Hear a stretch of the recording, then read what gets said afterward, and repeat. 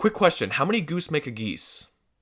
Asking for a friend. Hey, what's going on, you guys? My name is The Raptor, and welcome back to another one of my Death Battle prediction videos. And the next Death Battle coming after Lex Luthor versus Dr. Doom is Heihachi from Tekken versus Geese from the Fatal Fury King of Fighters franchise. I'm not gonna lie, I'm actually fairly excited for this fight, more excited than I thought I would be for a fight like this. I'm also really happy that we're actually getting a fight that was not teased in any way that we didn't know about previously. The past 3 fights of Season 8, or I guess the only fights of Season 8, have involved characters that we knew were coming to Death Battle, and I know some people really wanted to see Blake versus Mikasa and Steven versus Star. Both of those I'm still really excited to see, by the way, but I am happy that we're switching it up a little bit and we're getting a fight that no one could have predicted for sure, so that's really awesome. And we're also using 2 universes that haven't been on Death Battle too much before. Like, Tekken has only been on the show once, and that was in Season 5, Ryu versus Jin, and King of Fighters and Fatal Fury has been on the show 2 times before, but the last time was all the way back in Season 3 in Ken versus Terry. So I think it's pretty cool that we're getting these universes back. One thing I will say right off the bat though is that these are probably the characters that I know the least about in comparison to all the characters that have been on Season 8 of Death Battle so far. So this video isn't going to be going into too many big specifics of their strength, their speed, or durability or anything like that.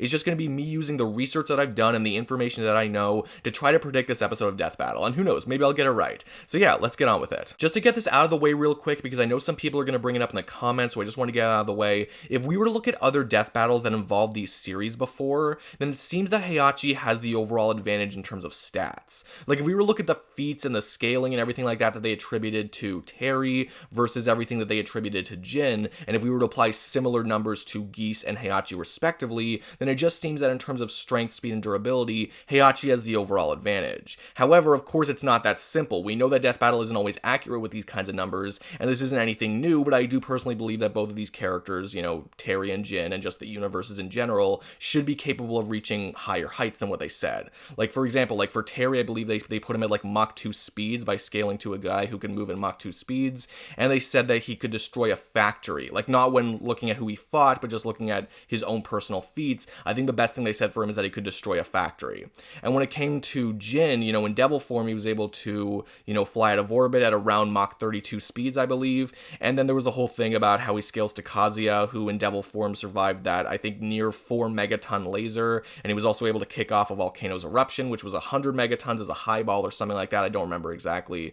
But yeah, again, if we were to just look at those numbers specifically, and if we were to attribute similar numbers to, you know, Heihachi and Geese, then yeah, Heihachi seems to have the advantage. But again, it's not that simple. If we were to do the same thing, you know, when analyzing Yoda versus Mickey, the numbers that they gave for Obi-Wan were a lot better than the numbers that they gave for Sora. But we know that Kingdom Hearts is just a more powerful universe in general, and thankfully that was represented more properly, at least, in Yoda versus Mickey. So again, I definitely wouldn't call those numbers that they gave for Jin and Terry completely accurate, and we can't just use previous Death Battles to analyze these characters. Another thing that we really have to consider is how well Heihachi and Geese even scale to Jin and Terry respectively anyway.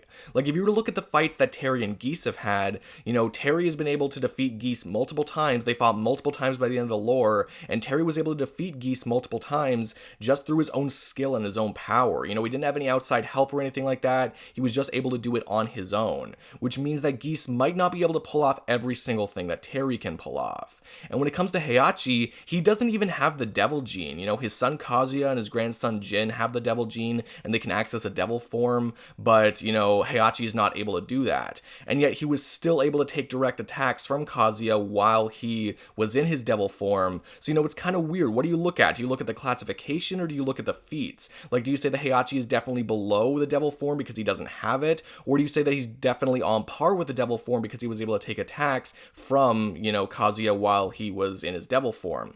You know, personally, I'm under the assumption that Heihachi can't do every single thing that a devil form could be able to pull off, or a devil gene can pull off, but still, you know, him surviving an attack from Kazuya while in the devil form is not something you can just ignore. You know, that's definitely impressive, and that's definitely something we can attribute to his durability, if not his strength and speed as well, by keeping up with characters in their devil forms. With that all being said though, based on everything that I know about these characters, I still want to say that Heihachi overall trumps Geese in terms of physical stats. I feel feel like in general, Tekken just has characters that can pull off feats on a larger scale, at least when compared to Fatal Fury and King of Fighters. And I feel like, there's just more higher end things or more impressive things that Heihachi could scale to when compared to Geese. It's kind of similar to Saberwolf versus John Talbane. The things in Darkstalkers are absolutely ridiculous. And even if John can't scale directly to those things, it still means that he's somewhat comparable just because he exists in the same world, you know what I mean? And I feel like similar logic can be applied here. So, if we just want to look at some things that these characters have done, Geese lost to Terry after he fell off of his own tower, which of course, we didn't stay dead or anything like that,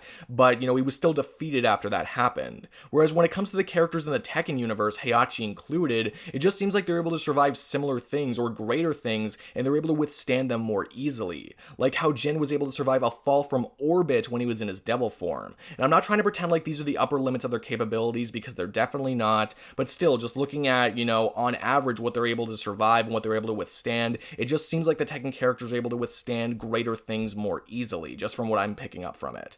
And when it comes to Heihachi, even remotely scaling to flying out of orbit, or, setting off a volcano's eruption, just those things on its own, and the greater things that Devil Genes or Devil characters should be able to pull off, it just seems like a little out of Geese's range. The fact is, Heihachi has shown that he's able to at least somewhat stand up to characters of that magnitude, whereas, I don't think I can say the same for Geese. So like I said, I just think that there are more ways that you can scale Heihachi to higher end things and more impressive things than you can do for Geese. Unless one of the characters or one of the villains in Fatal Fury, like Mars, is just really ridiculous because they have some kind of feat or some kind of special capability that I'm not aware of, that, Terry could scale to and maybe Geese could scale to as well, then maybe that could put Geese higher than Heihachi. But in general, based on what I know, I do think that Heihachi should take overall physical stats. Now, of course, both of these characters have more things going for them, which are important to bring up. Like, both of them are amazing fighters with great reputations. It's a little hard to say who definitively is the better fighter between the two,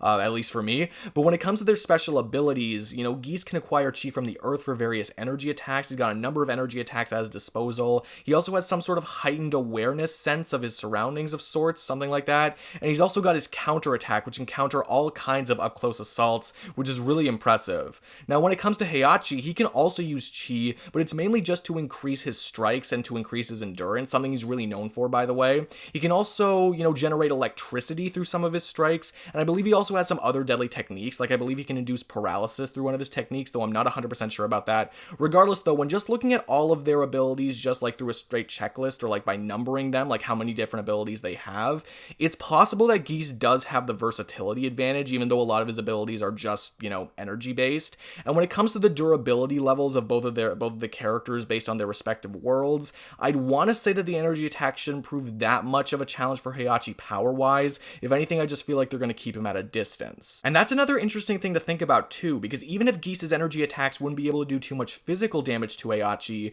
it would still allow him to keep him at a distance and wear him down over time. And when Heihachi did close that gap, Geese could use his counterattacks and his fighting ability in general to protect himself up close, and he could probably sense him coming as well. So all of those things combined actually make a really tedious fight for Heihachi, and if these two characters were relatively even in terms of physical stats, then I think that could actually set Geese up to outlast Heihachi. But the thing is, again, it seems that Heihachi has the notable advantage in terms of strength, speed, durability, endurance as well, and all those things combined, I feel, don't allow that combination of abilities that Geese has to actually win the fight. It could definitely make the fight tedious for Heihachi, don't get me wrong, it could definitely make the fight tedious, but I don't see those abilities, reliably countering the physical advantages that Heihachi has. I mean, if he could beat Heihachi with those abilities, that kind of implies that he could beat literally anyone in his own power range.